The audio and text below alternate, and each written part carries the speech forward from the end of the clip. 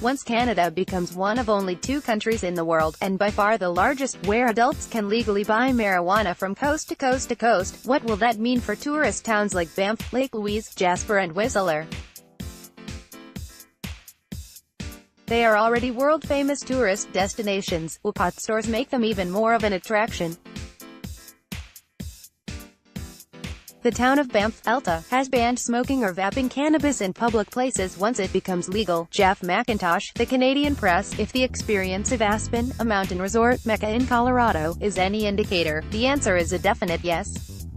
For the first time since retail marijuana was legalized in Colorado in 2014, weed stores in Aspen brought in more revenue than liquor stores last year, almost $1 million more. Sales were up 16% from the year before, and Aspen's marijuana industry had the highest rate of growth of all the retail sectors. So it's a safe bet that Canada's Mountain High will be even more sought after than it is now. Article continued. Bella, especially since in U.S. states where retail marijuana is legal, customers have to be over 21 years of age. In Canada the norm is 18, 19 in Ontario.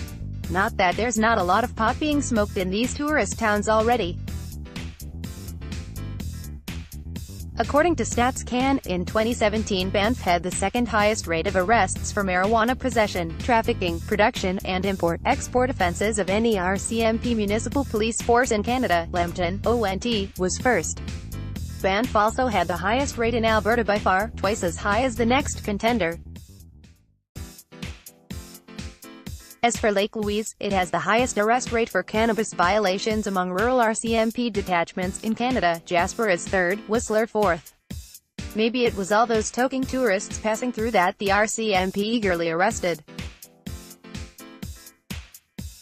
Or maybe it was the many young people who flocked to these tourist towns to work in the hotels, bars, restaurants, and ski hills, so they can ski, snowboard or go backcountry hiking in their off-hours. Rumor has it there is even a weed hut tucked away on one of the ski hills near Banff.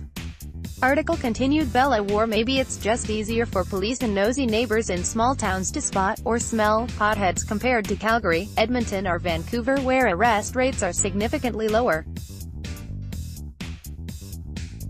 Or maybe city police forces have more to worry about than marijuana smokers. Whatever accounts for the high arrest rates, it's clear that the RCMP and other local authorities do not want their towns to become pot havens even after cannabis is legalized in October. So while marijuana retail will be permitted in Banff, the town council has decided it will not be a free-for-all. In fact, you may have to hunt down the stores because the council doesn't want marijuana stores with windows that face pedestrian sidewalks. Stores must be at least 100 meters apart in what is already a small business zone, and there will be no smoking or vaping in public. Banffites will get their chance to comment on the proposals at public hearings scheduled for August 20. That should be interesting given that 69% of residents who responded to a survey organized by the council supported retail cannabis in Banff. Since the beginning of the year, the town has received 3 to 5 inquiries a week from cannabis retailers, according to town planner Dave Michaels. Some retailers even tried to jump in ahead of legalization. Last year, a medical marijuana dispensary in a new downtown mall was raided by RCMP and shut down after complaints that it was openly selling weed to anyone who walked in. 9 people were arrested and all the product was confiscated. The charges were dropped this year, in part, the prosecutor said, because marijuana was about to be legalized.